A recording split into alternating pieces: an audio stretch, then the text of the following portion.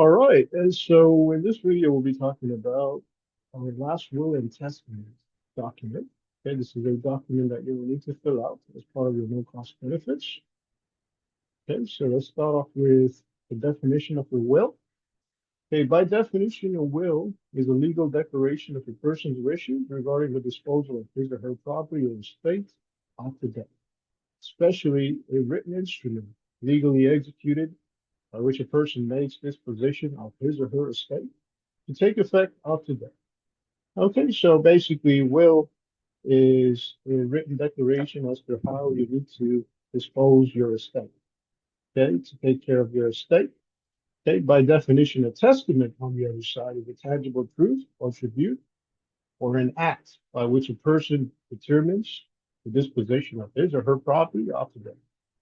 All right, so some sort of tangible proof, some sort of tangible alibi, something in written form that represents your will. All right. So to fill this out, for the first section, we'll need your first and last name. Okay. So the first and last name will be your first and last name as it shows up on a government piece of ID.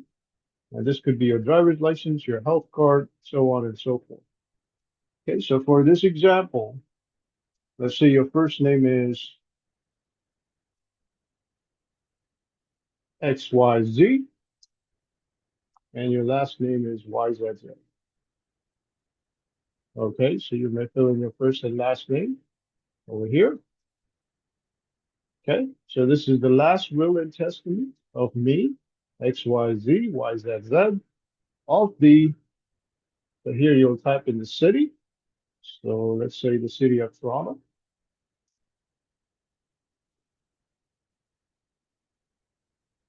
Okay, in the province of Ontario. All right, so this is the province of Ontario.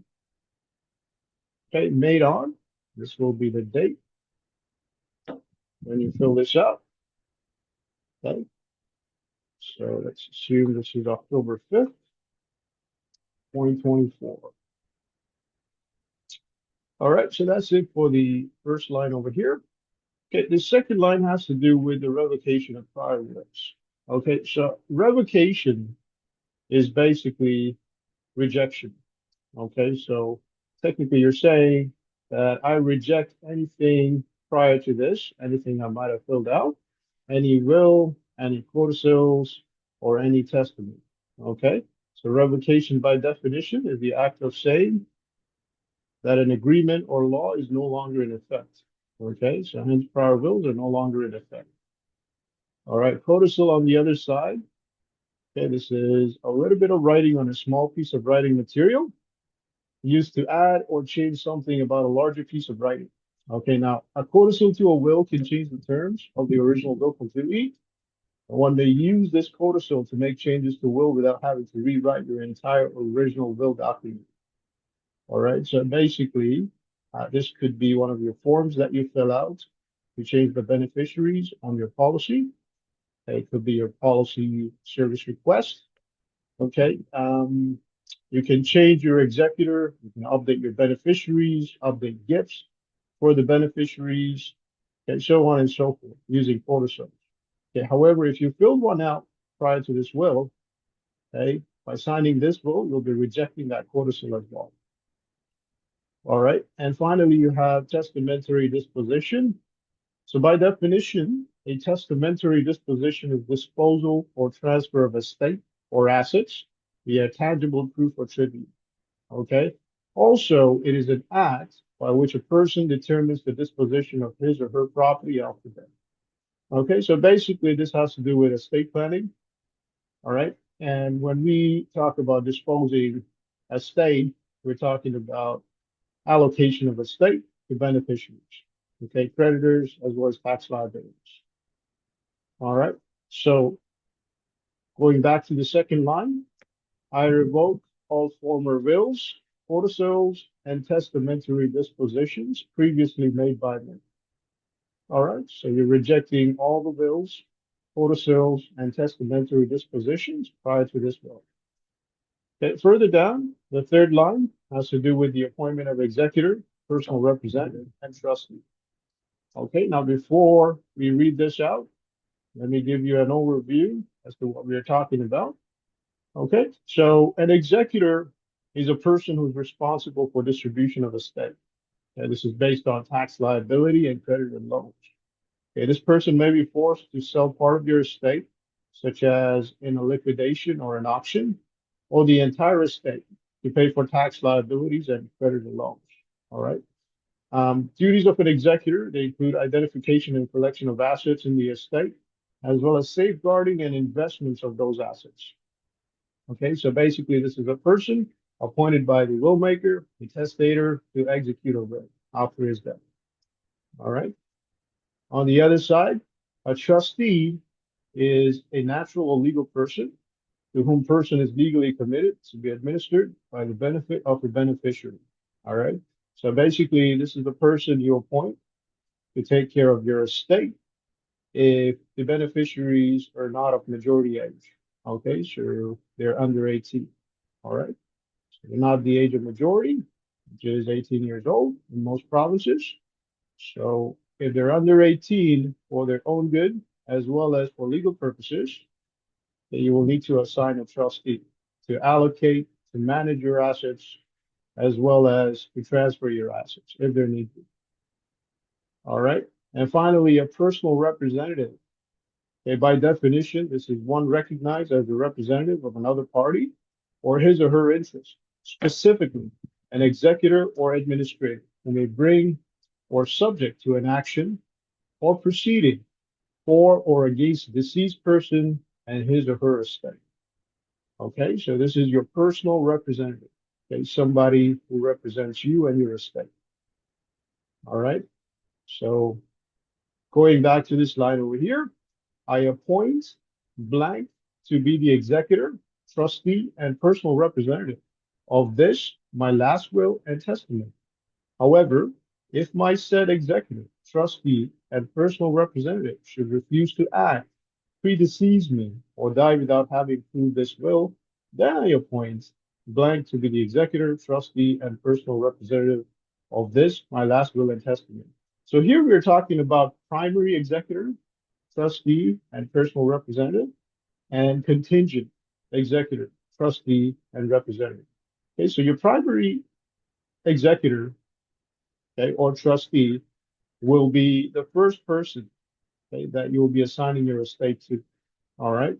Now, if this person passes away, or if this person refuses to take part in any of this, okay, so if this person refuses to um, accept your offer, then you do have the option to appoint another executive.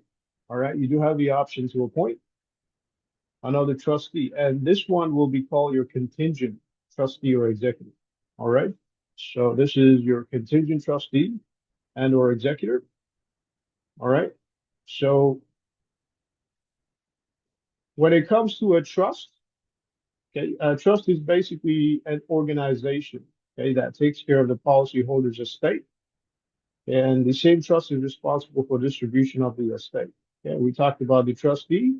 This is the person who manages the property held in the trust for distribution amongst the beneficiaries. All right. So over here, we're gonna type in the name of the executor. And once again, this will be your primary executor. All right. So let's say your primary executor is UUY. Oh, all right. And your secondary executor on the other side. Okay. This one is YYY ETT. All right. So this is your secondary executor. All right. So once again, let me read this out. I appoint UUY OOO to be the executor, trustee, and personal representative of this, my last will and testament. However, if my said executor, trustee, and personal representative should refuse to act, predecease me, or die without having proved this will, then I appoint a contingent executor. All right, to be the executor, trustee, and personal representative of this, my last will and testament. Okay. Line number 4 has to do with definitions. Okay, so we're not going to read this out. Okay.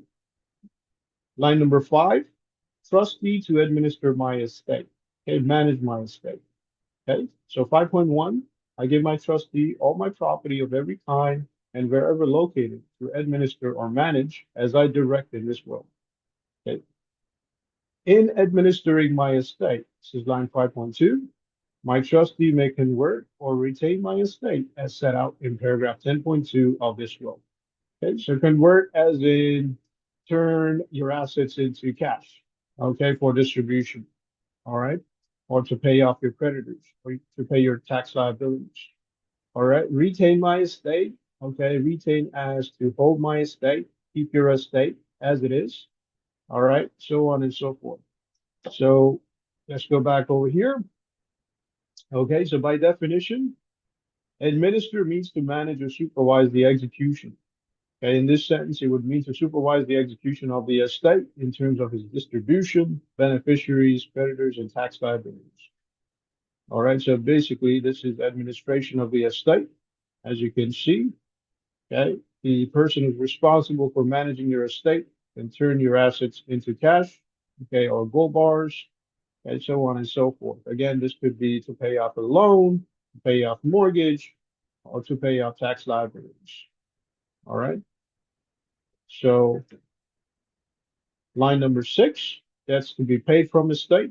I direct all my just debts, funeral and testamentary expenses, all succession duties, inheritance and death taxes, and all expenses necessarily incidental thereto to be paid and satisfied by my trustee as soon as conveniently may be after my death. Okay. Number 7 has to do with specific gifts and bequests. Okay, I direct that the following specific gifts and bequests be made from my estate. If any beneficiary listed below does not survive me, such bequest shall be distributed as part of my residuary estate. Okay, so here you're going to list all your personal belongings, your personal items, anything that you want to pass on to your beneficiary. Okay, so this could be a gift, it could be a vintage car, an antique car, it could be livestock, okay, it could be anything at all. All right, so let's go ahead and fill this out. So let's say the first item over here, this will be a vintage car. Okay, I'm not going to put down the make and model of the car, but you get the idea. All right, so name of the beneficiary. So let's say this is XYZ, YZZ. Okay, cottage. All right, name of the beneficiary. Okay, XYZ, YZZ. All right, you have land. Again, the name of the beneficiary, this will be XYZ, YZZ. Okay, and finally, last but not least, let's say you have investment accounts. Okay, all right. This could be pension plans, um, it could be shares, it could be your segregated funds, mutual funds, savings account, so on and so forth. Okay, so again, this is XYZ, YZZ for investment accounts. Okay, so that would be your beneficiary. All right.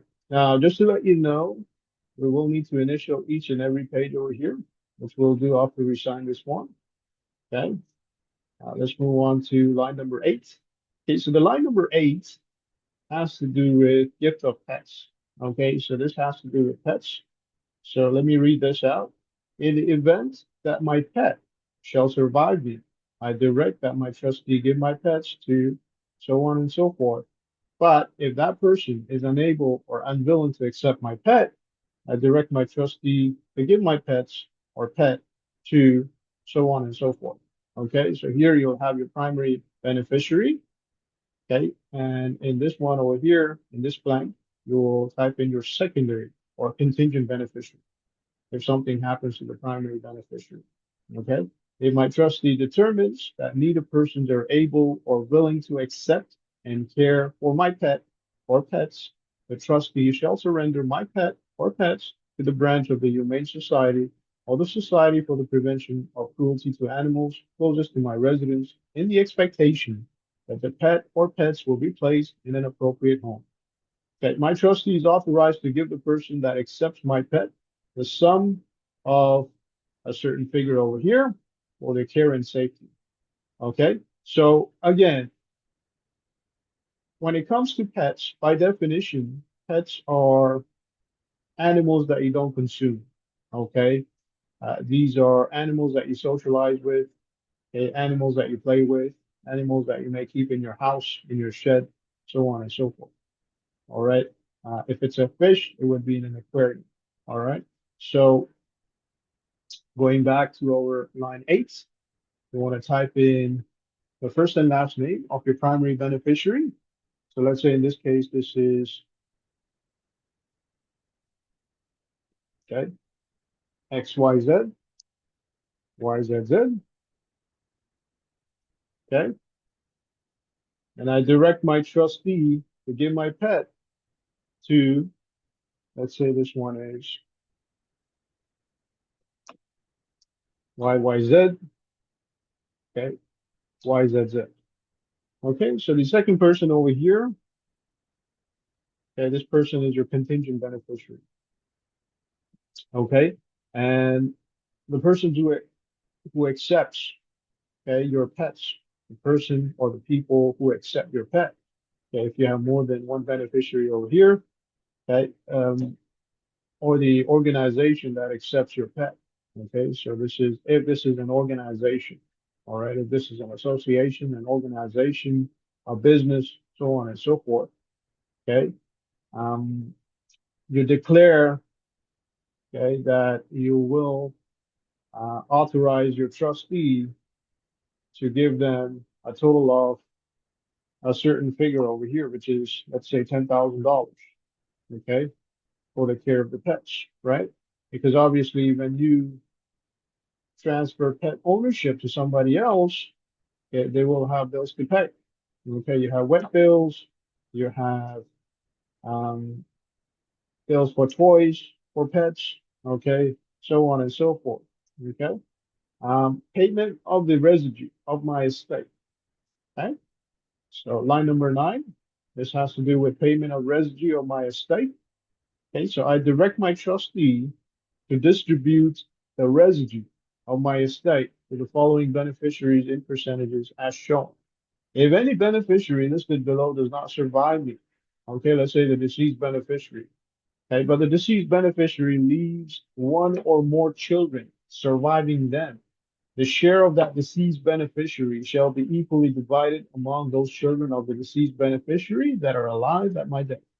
If any beneficiary below does not survive me and dies with no children surviving them, then their share of the residue of my estate shall be divided equally among those of other beneficiaries listed under this provision that are alive on my death. Okay, so over here you're going to type in, okay, the name of the beneficiary and their share of the estate. Okay, so let's say the beneficiary is XYZ. Okay, YZZ. Okay, and the percentage of the estate that you're allocating to this beneficiary, let's say this is 50%. Okay. Now, you can have a secondary beneficiary as well. You can have more than one beneficiaries. Okay. So let's type in moments. Okay. This is YZZ. So for your secondary beneficiary, okay, you will allocate 50% of your estate. Okay, now mind well that if the primary beneficiary passes away or something happens to the primary beneficiary, okay, all the estate will be transferred to your secondary beneficiary. Okay, so rather than owning 50% of the estate, this person over here, the contingent or secondary beneficiary rather, will own 100% of the estate.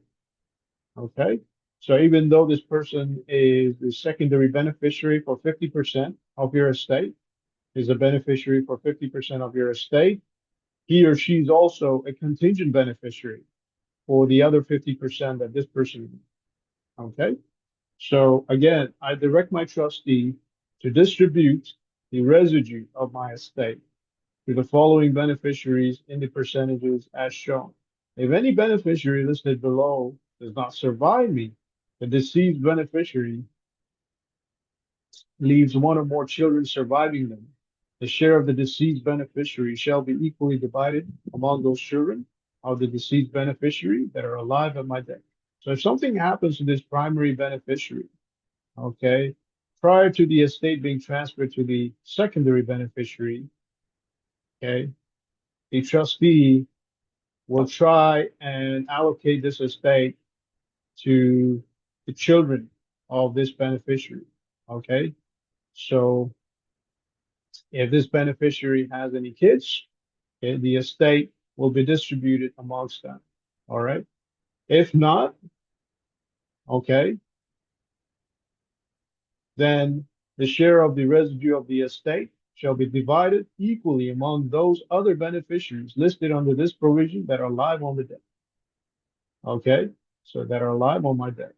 All right, so that's about it for that one. And the total should equal 100%, right? So 50%, 50%, got a total of 100%. All right, next you have trustee powers. Okay, so when it comes to trustee powers, okay, this is basically the role of a trustee. Okay, what can a trustee do? What can he not do? All right. So before we move on to trustee powers, okay, let me give you an idea of what we're talking about over here. Okay, so a trustee is responsible for managing an estate.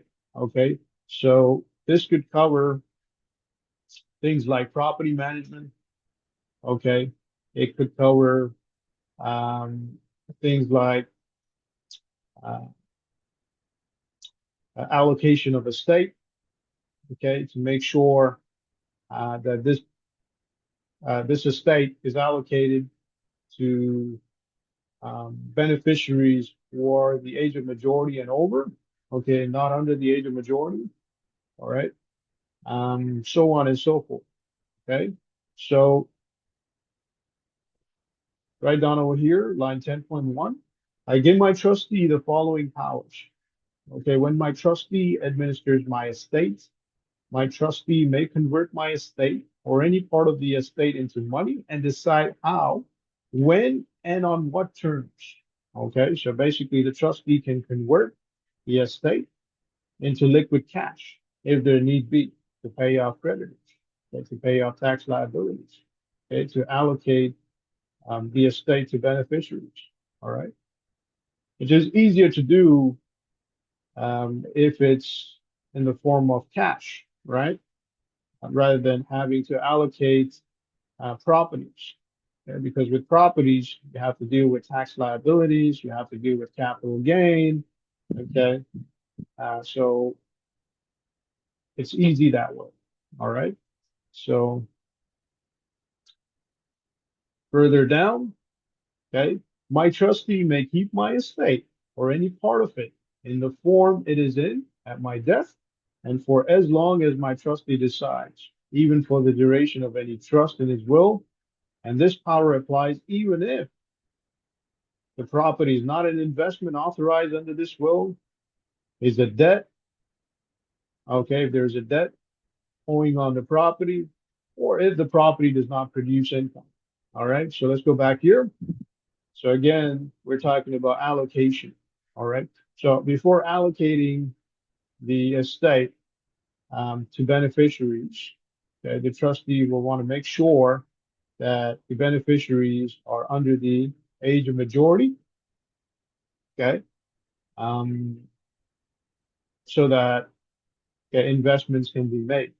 All right.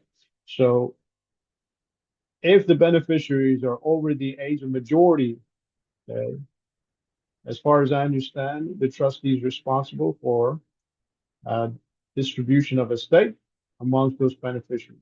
Okay.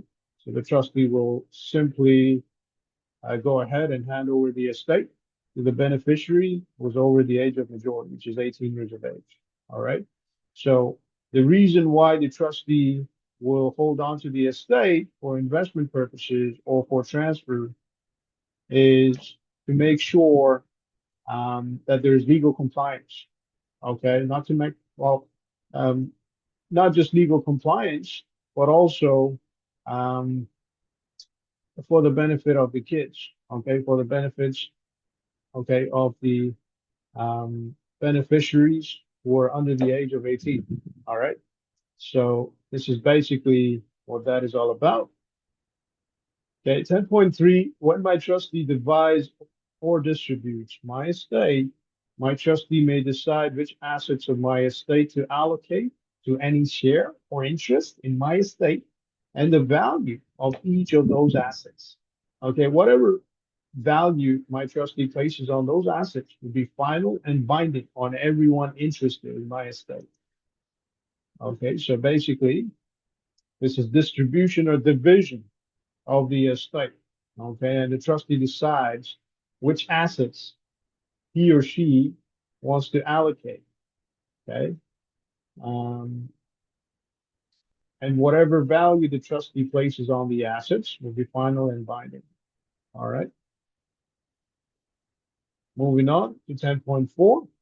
My trustee can make any allocations, elections, and distributions as my trustee decides are in the best interest of my estate as a whole, including any allocations and elections under any income tax legislation, any election that allocates any portion of the income of my estate to any person for the purpose of income tax legislation shall not be regarded as a decision by my trustee to allocate.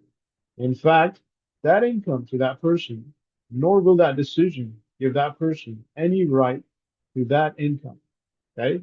As a result of any of those allocations, elections, or distributions made in good faith, my trustee will not be considered to have breached any duty to maintain an even hand among the beneficiaries.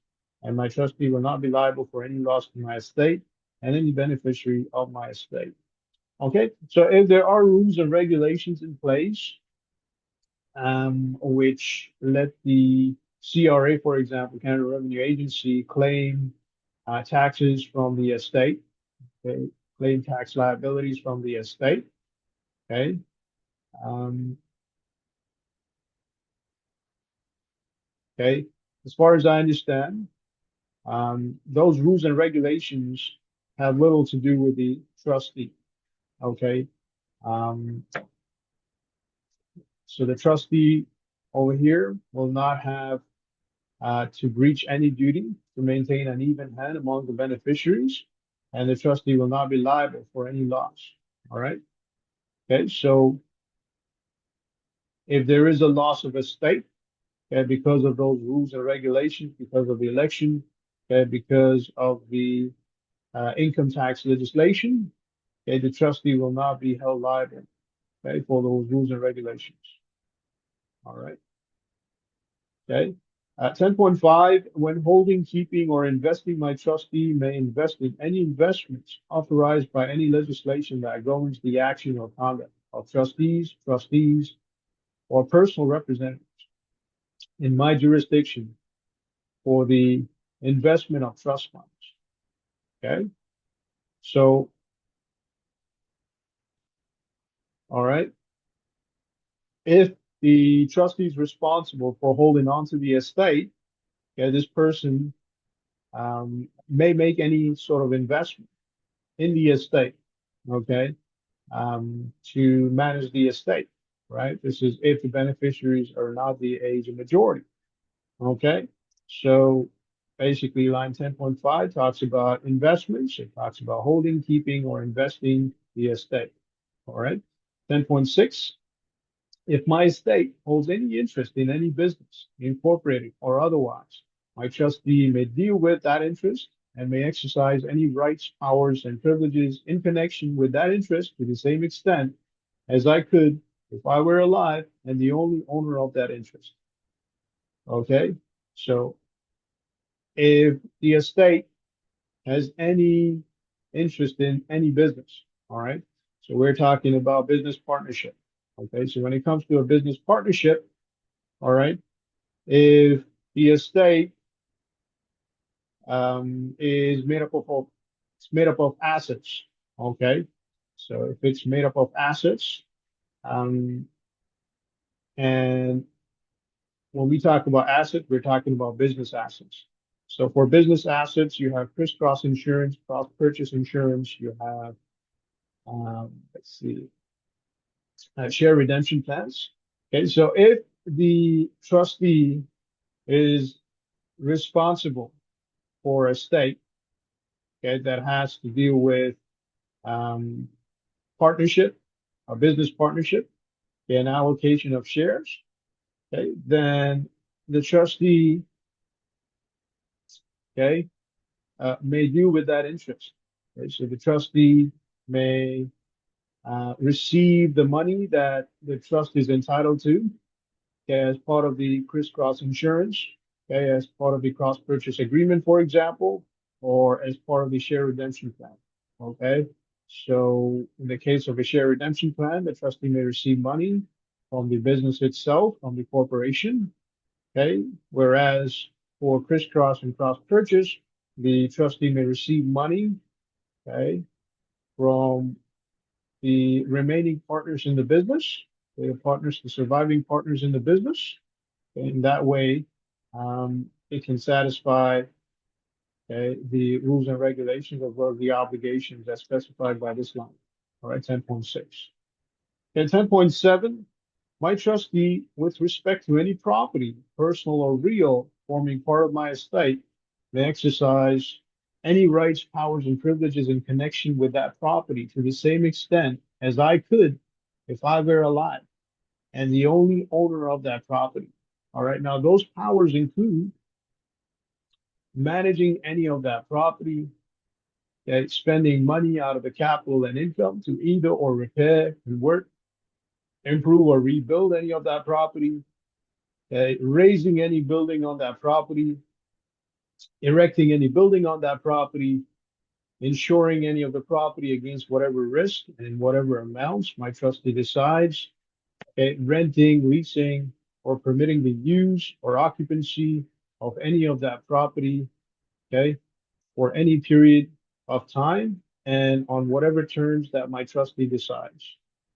All right, terminating or accepting the surrender, okay, of any lease or rental agreement concerning that property, okay, granting any option, okay, or right of first refusal to any person to purchase or lease that property for any period of time and on whatever terms my trustee decides, and paying off or renewing any mortgages on that property, so on and so forth. So let's start with um, the letter A over here, managing any of that property. So we're talking about property management. All right. So this could be a residential or a commercial property. Okay. Um, and basically, the trustee is responsible for rent collection, for leasing, for property sale, maintenance, renovation, so on and so forth. Okay, so that is managing any of that property. Okay. Um, the second line over here, this talks about spending money out of the capital and income. Okay. So if the business has any sort of investments from which it's earning a capitalized income or a capital income, okay, um, this business may use that money, may use the money out of the capital to repair, convert, improve, or rebuild any of that property. So again, this has to do with property management, property improvement, property renovation. All right. Next is raising any building on that property. Okay, so we're talking about demolition. All right. Okay. Erecting any building on that property. Okay, so we're talking about construction. Okay. You're building a property on a vacant land. All right. Okay. Insuring any of that property against whatever risk and in whatever amounts my trustee decides. Okay, so if there need be for fire or water insurance, insurance for water damage or insurance for fire, Okay, the trustee is responsible, okay, for ensuring the property if there need be, okay, against whatever risks, okay, that the trustee has to deal with. Okay. Next, okay, this is renting, leasing, or permitting the use or occupancy of any of that property for any period of time. All right. So this is okay. Um, renting or leasing of that property. Okay. And is also responsible for the termination of that lease. Okay. So terminating or accepting the surrender of any lease or rental arrangement concerning that property. All right. Moving forward, granting any option or right of first refusal to any person to purchase or lease that property for any period of time and whatever terms my trustee decides. Okay, so this is granting the option or right of first refusal. Okay, so when we say a right of first refusal, this is basically refusing the person to purchase or lease the property. Okay, so this is all decided by the trustee. Okay, paying off or renewing any mortgages on that property. So this is mortgage payments. Okay, so paying off your mortgage. Okay, paying any person in any profession, trade, or business to transact any business or trade or to do any act in relation to that property. Okay, so this has to do with, okay, give me one moment. Okay, so business transactions. All right, so if you own a gas station, for example, and the estate um, is responsible for the gas station, the trustee is responsible for the estate, which covers management of the gas station. So the trustee will be responsible for paying the cashiers at the gas station, for example. Okay, and any other employee that works at that gas station. Okay, so that is basically how this works. Okay, moving forward, transferring that property in exchange for another property on whatever terms and conditions my trustee decides. So this is transfer of property. Again, this could be for investment purposes, right? Transfer property for investment. You buy another property, which you think might have a higher capital gain in the future. Okay, so this is how you invest in other properties. So if there need be to sell the property that you have because of the market value of that property, the trustee can go ahead and sell that property and buy another property. So whatever the trustee needs to do to hold on to the estate until the beneficiaries reach the age of majority. All right. So moving forward, line 11, this is appointment of guardian. Okay, over here, I appoint so on and so forth as the guardian of my minor children. But if that person should refuse to act or predecease me, then I appoint so on and so forth as the guardian of my minor children. All right. So when we say appointment of guardian, who are we talking about? So guardianship has to do with somebody who takes care of the kids, for example. Okay. So you have a primary and a contingent guardian. All right. So when it comes to your primary guardian, okay, give me one moment. Okay, let's type in the name of the primary guardian. Let's say KKK, YYZ. Okay. And your secondary guardian or your backup guardian, let's say this is LLL, YYZ. Okay. Okay. Dealing with my remains. Okay. So line number 12 has to do with remains, has to do with funeral.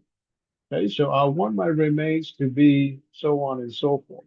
Okay, so this could be either a burial, it could be cremation, okay, or it could be your remains in a mausoleum, for example. All right, so when it comes to a burial, by definition, a burial is a small area of land, okay, where a body is buried, okay. Um, when this person passes away. Okay, once again, this would be in a coffin. Okay, so coffin goes underground, and inside that coffin, you have the body of the person who is basically deceased. All right. Cremation, bodies burned into ashes in a controlled environment. Okay, and ashes are passed on to the family to be preserved or scattered. And by definition, this is the process of reducing a dead body to mostly tiny bits of bone resembling ash that involves exposing the body to flame and intense heat, followed by pulverization of bone fragments. Okay, so basically this has to do with cremation. All right, so cremation, body into ashes. All right, mausoleum, the body is put inside a crypt, which is placed inside a mausoleum chamber. Okay, by definition, it's usually a stone building with places for entombment of the dead above them. All right, so that's a mausoleum. So here you will indicate how you want your remains to be treated. Okay, so let's say I want my remains to be cremated. Okay, for example. Okay, payment to parent or guardian. Okay, when my trustee makes any payment for the benefit of any person under the age of majority, my trustee may make that payment to that person's parent or guardian.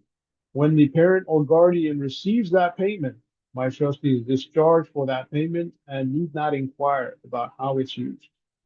Okay, so if there need be, okay, the trustee can make a payment to the parent or guardian of the beneficiary. Okay, if this parent or guardian is still alive, and that way the trustee can be discharged of his duties to hold on to the estate and manage the estate for the sake of the beneficiaries. All right.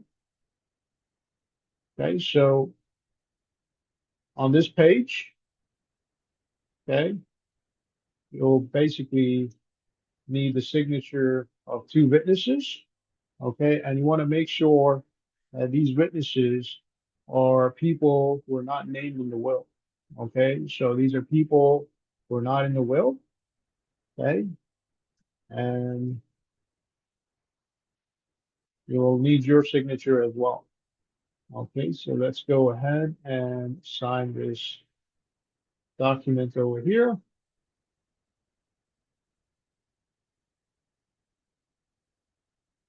All right. Okay, now we prefer that your signature matches your signature on your photo ID card, your driver's license, or your health card, for example. In most cases, your driver's license. Okay, just to make sure that it's legible. Okay, just to make sure it's genuine, it's authentic, and uh, there is no fraud. Okay, so this page was signed, and the preceding pages were initialed by me. Okay, so here you'll type in your name, so name of the will maker or the person who's writing his will. Okay, so let's say X, Y, Z, Y, Z, Z. All right, and published and declared as and for. Okay, so this is either his or her. All right, so his or her. In this case, if this person is a male, we're going to type in his. Okay, so his last will and testament in the presence of us, both present together at the same time, who, at his request and in his presence, and in the presence of each other, have hereunto subscribed our names as witnesses. Okay, so here you'll type in the name of the first witness. Again, this witness is a person who is not in the will, is not named in the will, who's not one of your beneficiaries. Okay, so let's say the signature over here.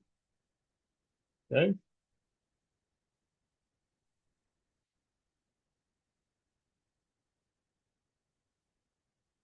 okay, and you'll type in the name further down. Okay, so print name of the witness. So let's say,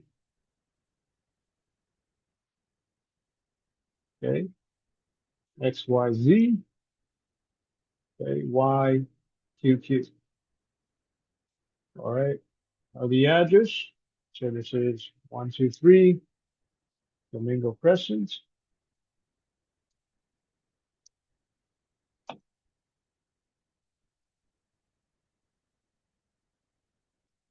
Okay, and the occupation. So the occupation, this is, let's say, a doctor. Okay, all right. For the second witness, okay, we'll type in a name as well. Okay, so let's say DDD 222. All right, so first and last name. Okay, again, address of the witness. Let's say they live in the same address. Okay, let's say a couple. Okay, all right. And let's say this person is a lawyer. Okay, so you have a doctor and a lawyer who happen to be the witness of this will. Okay, and basically that's about it for this page. Okay, so as we mentioned earlier, we need to initial each and every page. Okay, so this will be the initial of the will maker. All right, so let's go ahead and initial.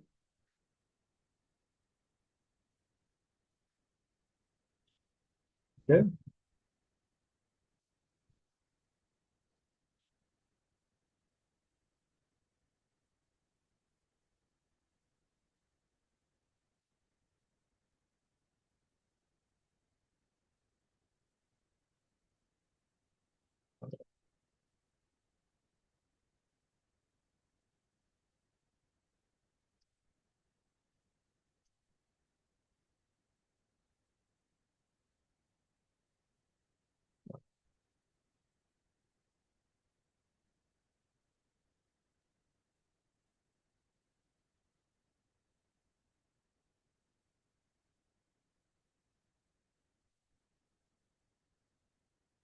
all right, so that will be your initial on each and every page of this document.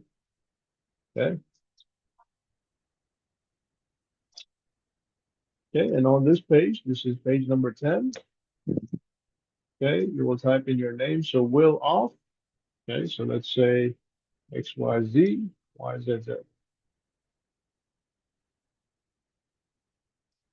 Okay, further down on page 11, you have disclaimers and privacy policy.